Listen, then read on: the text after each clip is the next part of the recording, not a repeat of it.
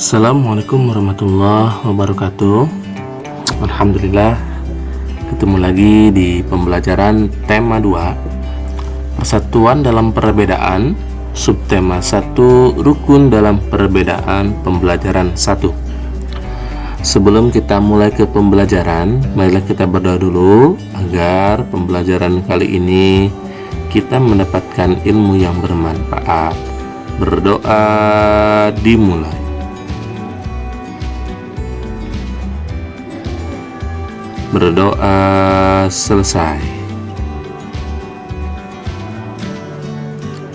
Di pembelajaran kali ini, tema 2 persatuan dalam perbedaan, subtema 1 rukun dalam perbedaan, pembelajaran 1. Yuk kita langsung mulai ke materi. Perhatikan dengan baik ya. Proklamasi kemerdekaan menjadi tonggak sejarah bagi perjuangan bangsa Indonesia. Meskipun terdiri atas suku yang berbeda, rakyat Indonesia bersatu dalam memproklamirkan kemerdekaan negara Indonesia.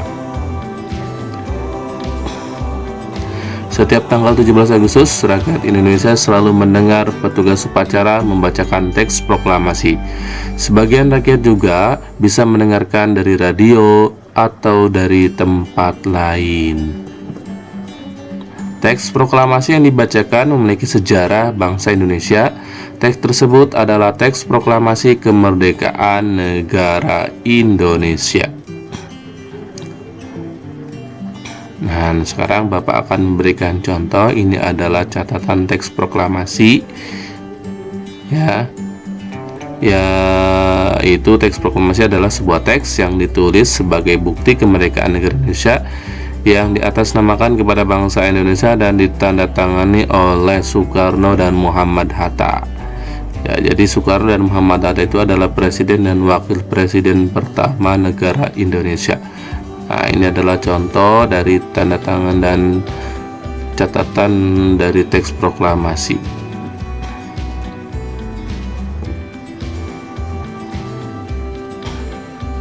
Proklamasi kemerdekaan Indonesia yang dilakukan pada tanggal 17 Agustus 1945 menjadi peristiwa penting bagi bangsa Indonesia. Peristiwa tersebut menjadi tonggak sejarah di mana bangsa Indonesia berhak atas kemerdekaan dan wajib mempertahankannya. Diawali dengan dijatuhkannya bom atom oleh tentara Amerika Serikat pada tanggal 6 Agustus 1945 di kota Hiroshima dan pada tanggal 9 Agustus 1945 di kota Nagasaki.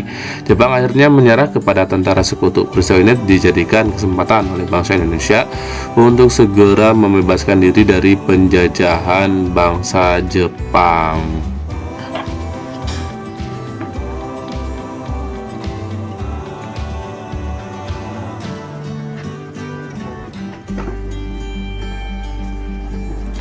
Teks proklamasi ditulis di Rumah Laksamana Tadashi Maeda, Jalan Imam Bonjol nomor 1. Para penyusun teks proklamasi adalah Insinyur Soekarno, Dr. Andes Muhammad Hatta, dan Mr. Ahmad Subarjo. Konsep teks proklamasi ditulis oleh Insinyur Soekarno. Saat itu hadir pula BM Dia, Sayuti Melik, Soekarni, dan Sudiro.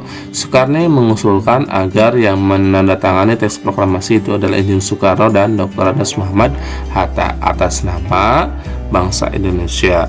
Teks proklamasi diketik oleh Sayuti Melik.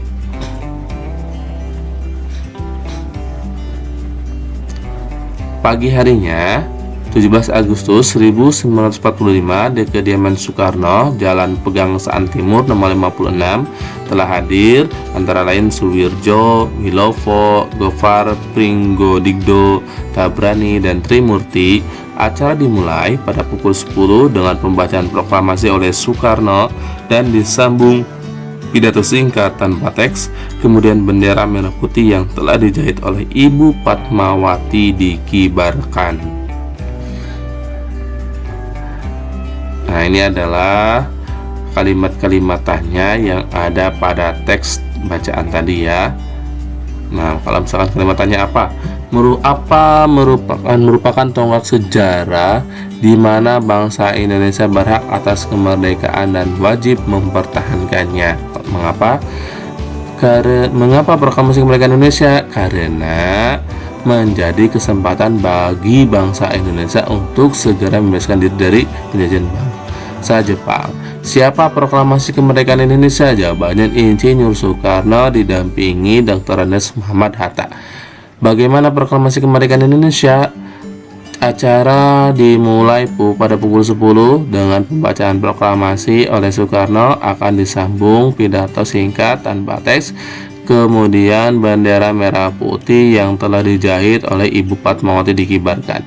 Kapan proklamasi kemerdekaan? Di mana proklamasi kemerdekaan Indonesia? Di kediaman Soekarno, Jalan Pegangsaan Timur nomor 56. Menjelang proklamasi kemerdekaan, perbedaan daerah, agama, dan suku bangsa bukanlah penghalang bagi generasi muda dan generasi tua untuk berkumpul. Perbedaan pendapat sempat terjadi, namun akhirnya mereka bersatu padu untuk memproklamirkan kemerdekaan Indonesia. Pada waktu itu, semangat persatuan sangat menonjol. Bangsa Indonesia memiliki tekad yang kuat. Tidak ada jalan lain dalam usaha memproklamirkan kemerdekaan kecuali menjalin persatuan dan kesatuan. Hal ini mencerminkan kerukunan dalam perbedaan. Ya, untuk tugas nanti kalian hafalkan yang ada kalimat tanya tadi, pertanyaan-pertanyaan. Nanti Bapak akan melakukan tes lisan dari pertanyaan-pertanyaan tersebut. Ya, nanti kalian harus bisa menjawab. Makna proklamasi kemerdekaan Indonesia sebagai puncak perjuangan Indonesia. Bangsa Indonesia telah dijajah selama bertahun-tahun oleh negara-negara Eropa sampai Jepang. Penduduk dengan latar belakang yang berbeda bersatu untuk melawan penjajah. Proklamasi kemerdekaan merupakan hasil dari perjuangan para pahlawan. Pengakuan kepada dunia luar. Dengan membacakan teks proklamasi, Indonesia mengumumkan kepada dunia luar bahwa Indonesia adalah negara yang merdeka. Pengakuan ini dalam kurung de facto diikuti oleh pengakuan dari negara lain, yaitu de jure.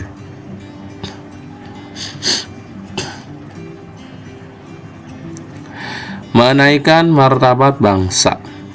Pembacaan teks proklamasi memberikan pesan kepada negara lain bahwa Indonesia adalah negara yang bebas dari penjajahan, negara yang memiliki martabat, dan negara yang mandiri. Perjuangan sebagai negara baru. Indonesia adalah negara yang dibangun oleh rakyat dan untuk rakyat. Negara Indonesia adalah negara mandiri yang tidak tergantung kepada negara lain.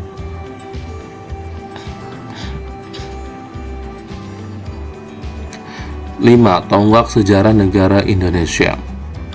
Pembacaan teks proklamasi merupakan awal dari masa kemerdekaan Indonesia yang terbebas dari terbelenggu penjajahan.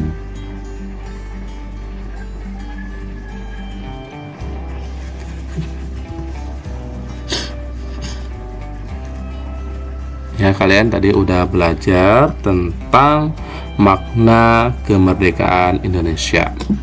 Masih ingatkah kamu pepatah, di mana bumi dipijak, di sana langit dijunjung? Pepatah ini mempunyai makna apabila kita berada di tempat yang baru, maka kita perlu menyesuaikan diri dengan keadaan setempat agar kita bisa diterima dan hidup berdampingan dengan damai. Hal ini juga berlaku pada tumbuhan. Agar keberlangsungan hidupnya terjamin, maka tumbuhan harus mampu melakukan adaptasi sesuai kondisi lingkungan.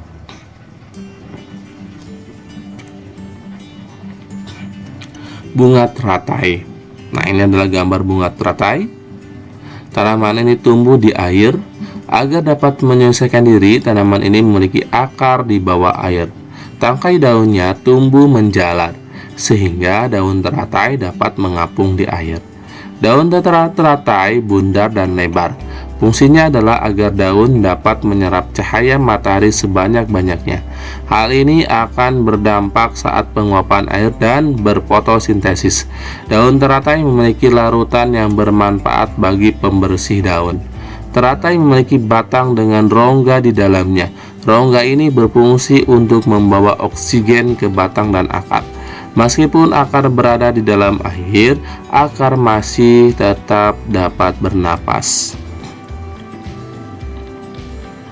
Ciri khusus bunga teratai: mempunyai batang berongga berisi udara agar dapat terapung di air dan keluar masuk CO2 atau karbon dioksida pada proses asimilasi atau fotosintesis. Mempunyai daun yang lebar dan tipis untuk mempercepat penguapan. Daunnya memiliki lapisan pembersih untuk membersihkan daun dari kotoran. Ya, tugas kali ini sama seperti tadi ya, mengisikan kalimat tanya dengan bacaan yang telah tadi kita baca. Oke, cukup sekian pembelajaran kali ini. Kurang lebihnya Bapak mohon maaf.